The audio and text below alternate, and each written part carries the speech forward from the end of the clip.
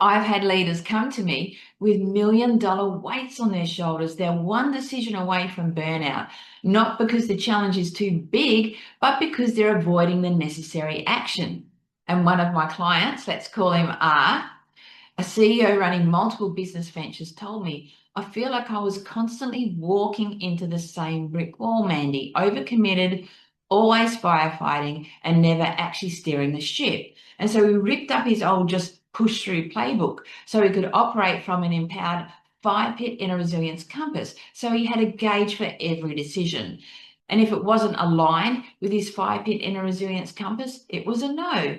If it drained his energy without a real return, it was a no. And the payoff, and this is in his words, where I used to see constraints, I now see potential opportunities. The big misunderstanding about resilience. Most leaders think that resilience is tolerating more, and it's a trap that many leaders fall into, and it messes with their mojo big time.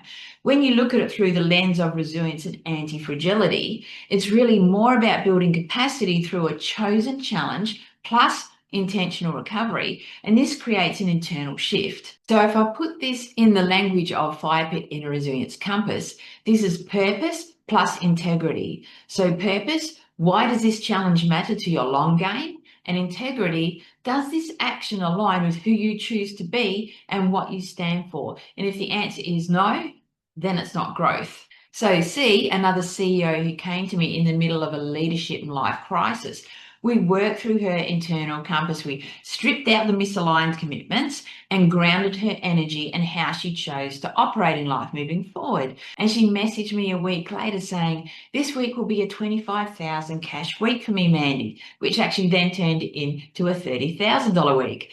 And that wasn't luck. That was clarity and effective decision-making, being intentional and congruent with her fire pit inner resilience compass. Quick pit stop here. If this is hitting home and you want clarity on how it applies to you, hit the link below for my Leadership Resilience and Anti-Fragility Check-In if you lead a team. Or if it's for you personally, hit the link below for my Resilience and Anti-Fragility Check-In, and you'll answer a few sharp questions and I'll personally record for you a private audio map. This one's on me and my way of giving you a clear direction. Why avoiding challenges creates burnout. Avoidance may feel like relief at first, but it taxes you big time in 4 ways. Cognitive load, so spinning scenarios and rehearsing what ifs and deflecting decisions. Time drain, such as meetings that didn't need to be meetings, right? And trying to fix up the repercussions of overcommitments.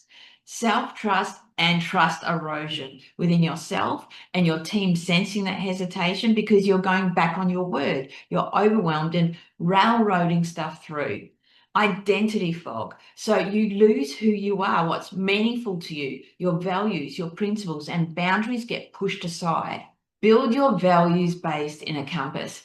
The fire pit inner resilience compass installs a non-negotiable yes-no filter.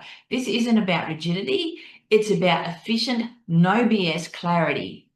For example, you create your fire pit inner resilience compass, and within that, you may have 5 non-negotiable values, principles, and things that are meaningful to you. So that may be like truth, family, courage, honor, integrity.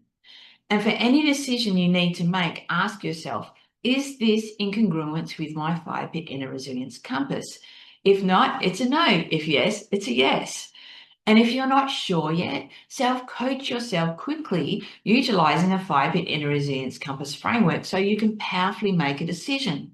And the result of that, you stop exhausting yourself on maybes. You choose challenges and create opportunities that generate growth and move you towards where you choose to be more, with a little more internal freedom, because you're not giving away your power and you're not abandoning your boundaries.